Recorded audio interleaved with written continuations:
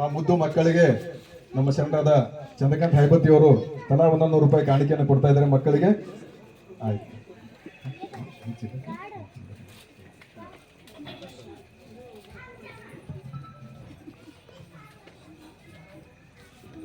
ಮುದ್ದು ಮಕ್ಕಳು ಈ ಒಂದು ಮನೆಯ ಒಡೆಯರಿಂದ ಕಾಣಿಕೆಯನ್ನು ಸ್ವೀಕಾರ ಮಾಡಬೇಕಾಗಿ ವಿನಂತಿಯನ್ನು ಮಾಡ್ಕೊತಾ ಇಂದಿನ ಈ ಒಂದು ಕಾರ್ಯಕ್ರಮದ ಅನುಭವ ಗೋಷ್ಠಿಗಳನ್ನು ನೋಡಿ ಬಂದಂತ ಶರಣ ಭೀಮರಾವ್ ಕರ್ಣಂ ಉಪನ್ಯಾಸಕರು diamond P U college Bhalki ಇವರು ಒಂದು ತಮ್ಮ ಅನುಭವಗಳನ್ನು ನೋಡಬೇಕಾಗಿ ವಿನಂತಿಯನ್ನು ಮಾಡ್ಕೊತೀವಿ.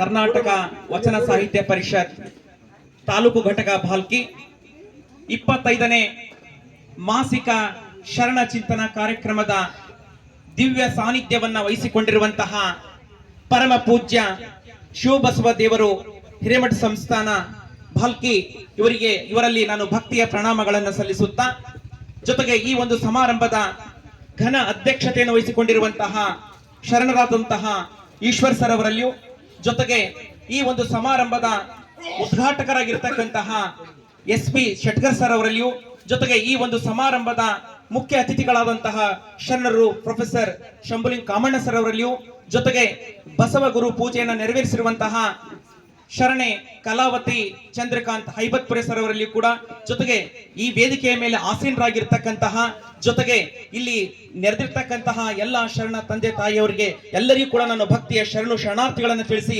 ನಾನಿಂದು ಶಿವಯೋಗಿ ಸಿದ್ದರಾಮೇಶ್ವರ ಬಗ್ಗೆ ಒಂದೆರಡು ಮಾತುಗಳನ್ನು ಹೇಳಲು ನಾನು ಇಷ್ಟವನ್ನು ಪಡ್ತೇನೆ.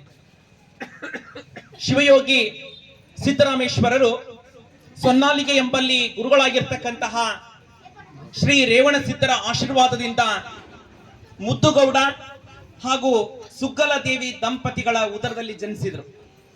ಮಗು ತನ್ನ ಪಾಡಿಗೆ ತಾನು ಜಡನಂತೆ ಮೂಕನಂತೆ ತನಗೂ ಈ ಲೋಕದ ವ್ಯವಹಾರಗಳಿಗೂ ಯಾವುದೇ ಸಂಬಂಧವಿಲ್ಲದೆ ನಿರ್ಲಿಪ್ತವಾಗಿ ಇದ್ದು ಬಿಡುತ್ತಾನೆ.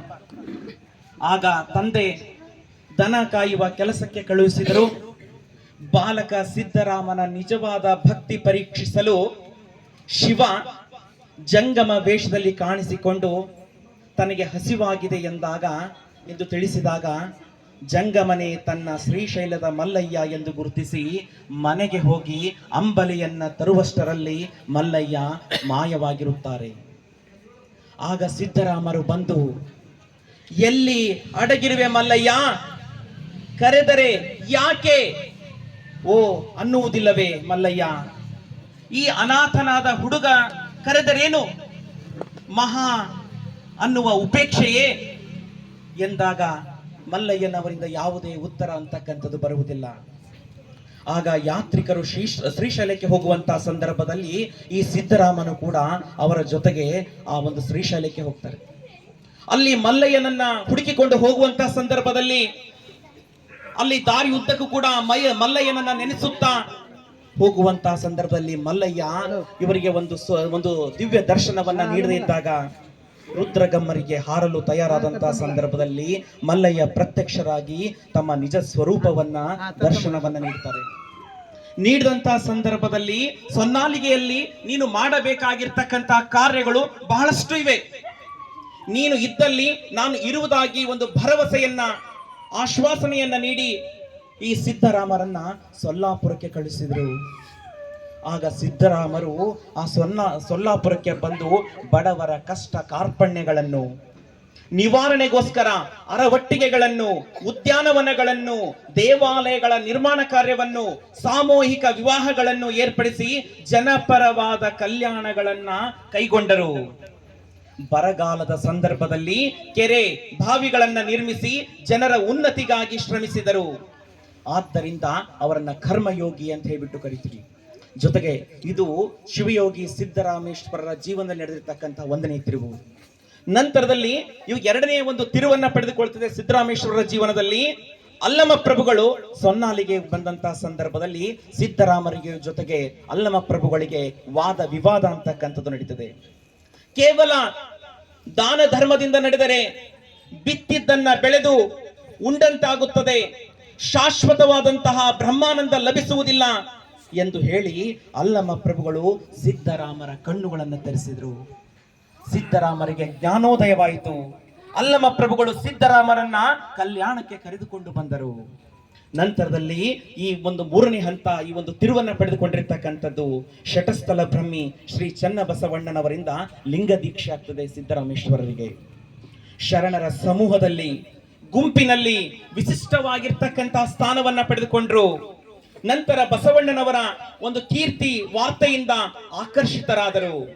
ಬಸವಣ್ಣನೇ ತಾಯಿ, ಬಸವಣ್ಣನೇ ತಂದೆ, ಬಸವಣ್ಣನೇ ಪರಮ ಬಂಧುವೆನೆಗೆ ವಸುದೀಶ ಕಪಿಲ ಸಿದ್ಧ ಮಲ್ಲಿಕಾರ್ಜುನ, ನಿಮ್ಮ ಹೆಸರಿಟ್ಟ ಗುರು ಬಸವಣ್ಣನಯ್ಯ. ನಂತರದ ದಿನಗಳಲ್ಲಿ ಸಿದ್ದರಾಮೇಶ್ವರರು ಶೂನ್ಯ ಸಿಂಹಾಸನ ಪೀಠದ ಅಧ್ಯಕ್ಷರು ಕೂಡ ಆಗ್ತಾರೆ.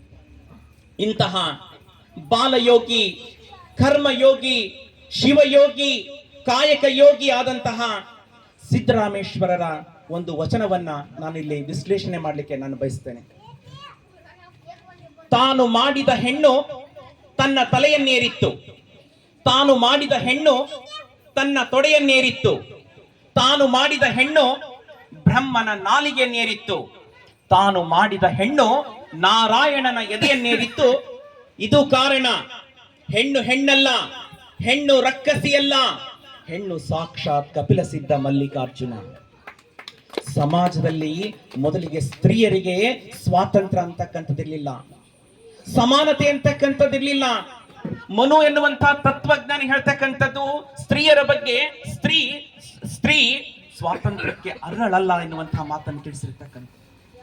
ಆದರೆ 12ನೇ ಶತಮಾನದಲ್ಲಿ ಬಸವಾದಿ ಶರಣರೆಲ್ಲರೂ ಕೂಡ ಮೊದಲು ಹೆಣ್ಣನ್ನ ಅಬಲೆ, ಆಳು, ಸೇವಕಿ, ದಾಸಿ, ಮಾಯೆ, ಪುರುಷನ ಕೈಗೊಂಬೆ, ಮೋಕ್ಷಕ್ಕೆ ಅನರ್ಹಳು, ಹೆಣ್ಣಿನ ಬುದ್ಧಿ ಮೊಣಕಾಲ ಕೆಳಗೆ ಎನ್ನುವಂತಹ ಸ್ಥಿತಿ ಅಂತಕ್ಕಂಥದ್ದು ನಿರ್ಮಾಣವಾಗಿತ್ತು. ಆಗ ಸಿದ್ದರಾಮೇಶ್ವರರು ಈ ವಚನದಲ್ಲಿ ತಿಳಿಸಿರುವಂತದ್ದು, ಹೆಣ್ಣಾಗಿರ್ತಕ್ಕಂತಹ ಈ ಗಂಗೆಯನ್ನ ಶಿವನು ತಲೆಯ ಮೇಲೆ ಇರಿಸಿಕೊಂಡು ಪ್ರಮುಖವಾಗಿರ್ತಕ್ಕಂಥ ಸ್ಥಾನವನ್ನ ಕೊಟ್ಟರು. ಪಾರ್ವತಿಯನ್ನ ತೊಡೆಯ ಮೇಲೆ ಕೂಡಿಸಿಕೊಂಡಿದ್ದಾರೆ ಅಂದರೆ ನಿಷ್ಠಾಪೂರ್ವಕವಾಗಿರ್ತಕ್ಕಂತಹ ಭಕ್ತಿ ಇರುವಂತದ್ದು. ಬ್ರಹ್ಮನು ಸರಸ್ವತಿಯನ್ನ ನಾಲಿಗೆಯ ಮೇಲೆ ಕೂಡಿಸಿಕೊಂಡದಕ್ಕೆ ಜ್ಞಾನಿ ಎಂಬುದು ಕಾರಣ. ಲಕ್ಷ್ಮಿಯನ್ನು ವಿಷ್ಣು ತನ್ನ ಎದೆಯಲ್ಲಿ ತುಂಬಿಸಿಕೊಳ್ಳಲು ಆ ಸ್ತ್ರೀಯ ಅಪೂರ್ವಪೂರ್ವವಾಗಿರ್ತಕ್ಕಂತಹ ಸೇವಾ ಮನೋಭಾವವೇ ಕಾರಣ. ಹೀಗಿರುವಂತಹ ಸಂದರ್ಭದಲ್ಲಿ ಸ್ವಾರ್ಥಿಗಳಾಗಿರ್ತಕ್ಕಂತಹ ಮಾನವರು, ಮನುಷ್ಯರು ಹೆಣ್ಣನ್ನ ರಕ್ಕಸಿ, ರಾಕ್ಷಸಿ ಅಂತ ಕರೆದ್ರು. ಹೆಣ್ಣು ರಾಕ್ಷಸಿಯಲ್ಲ, ದೇವರ ಸ್ವರೂಪಿ ಎನ್ನುವಂತಹ ಮಾತನ್ನ ತಿಳಿಸಿದರು ಸಿದ್ದರಾಮೇಶ್ವರರು.